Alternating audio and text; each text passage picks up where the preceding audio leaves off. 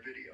Okay? Here you go. I wish I'd known about this little red candy that could have cleared out my mom's constipation and kept her out of the hospital. She was getting more gassy and bloated by the day, and the more fiber she ate, the worse it got. And after a week of laxatives and castor oil, she was in so much pain, I didn't think she was going to make it. So I got her another appointment with the doctor.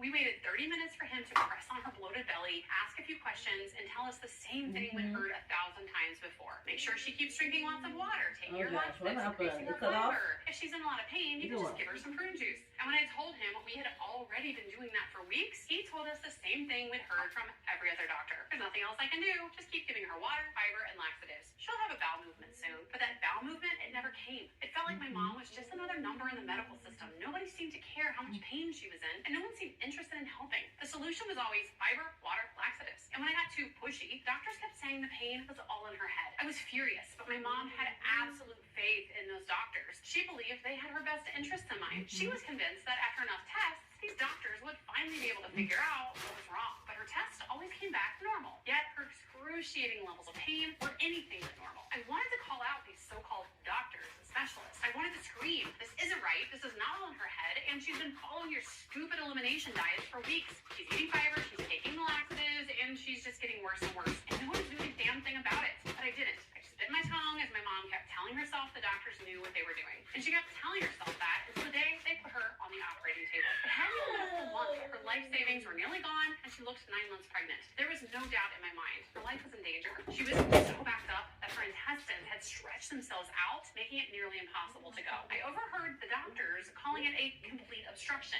and even a megacolon. And because she couldn't go, all those toxins and bacteria in her poop started spilling back into her bloodstream. The surgeons basically had to cut her open and scoop out all that fiber that they had kept telling her to eat. And that's when I swore I would never let something like this happen to my mom ever again. I was done messing around with doctors who didn't know enough or didn't care enough to figure out what was going on. So I started looking for the world's best gut doctors. And after a lot of digging, I kept seeing the same name pop up over and over, Dr. Gina Sam. It turns out she's New York City's top gastroenterologist, aka the best gut doctor in New York City. And according to her, what happened to my mom is not uncommon. Dr. Sam served as the director of the very prestigious Mount Sinai Gastrointestinal Motility Center for several years in New York City. She was also among the very first doctors to investigate the link between the microbiome and excess weight, and one of the very few who specialize in solving constipation for good. She says that if you're over 50, even if you're pooping every day, you could have up to 20 pounds of stuck poop lining the walls of your colon right now. And if you're pooping less than once a day, well, guess what? There's a good chance your colon looks like this right about now. And all the black coffee, prune juice, psyllium, gritty fiber, and laxatives on the planet are not going to clean out all that stuck